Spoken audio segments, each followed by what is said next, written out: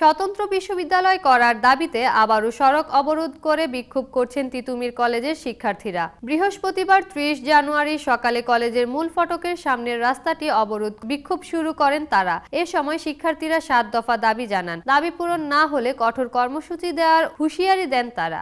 এর আগে বুধবার বিকালে কলেজের মূল ফটকের সামনে তিতুমির বিশ্ববিদ্যালয়ের রাষ্ট্রীয় স্বীকৃতির দাবিতে আমরণ অনশন ব্যানারে তারা অনশন শুরু করেন। বেশ কিছুদিন ধরেই তিতুমির কলেজকে বিশ্ববিদ্যালয়ে রূপান্তরের দাবিতে আন্দোলন করে আসছেন প্রতিষ্ঠানটির শিক্ষার্থীরা। এরই মধ্যে বিশ্ববিদ্যালয়ের দাবিতে আন্দোলনের পরিপ্রেক্ষিতে সম্ভাব্যতা যাচাইয়ে ৫ সদস্যের একটি কমিটি গঠন করেছে শিক্ষা মন্ত্রণালয়। তবে ওই কমিটি যথাযথভাবে কাজ করছে না বলে অভিযোগ শিক্ষার্থীদের। আন্দোলনের অংশ হিসেবে গত ৭ জানুয়ারি প্রতিষ্ঠানটির প্রধান ফটকে তিতুমির বিশ্ববিদ্যালয়ে লেখা ব্যানার টানিয়ে দেন তারা। শিক্ষার্থীদের দাবিগুলো হলো তিতুমির বিশ্ববিদ্যালয়কে রাষ্ট্রীয় স্বীকৃতি দিয়ে বিশ্ববিদ্যালয় একাডেমিক ক্যালেন্ডার প্রকাশ, তিতুমির বিশ্ববিদ্যালয় প্রশাসন গঠন করে ২০২৪-২৫ সেশনের ভর্তি কার্যক্রম পরিচালনা করা, অবিলম্বে শিক্ষার্থীদের শতভাগ আবাসন ব্যবস্থা নিশ্চিতকরণ নতুবা অবিলম্বে শতভাগ শিক্ষার্থীদের আবাসিক খরচ বহন, ২০২৪-২৫ সেশন শিক্ষাবর্ষ থেকে আন্তর্জাতিক মানসম্মত ন্যূনতম ২টি বিষয়ে আইন এবং সাংবাদিকতা বিষয়ে সংযোজন, একাডেমিক কার্যক্রম পরিচালনার জন্য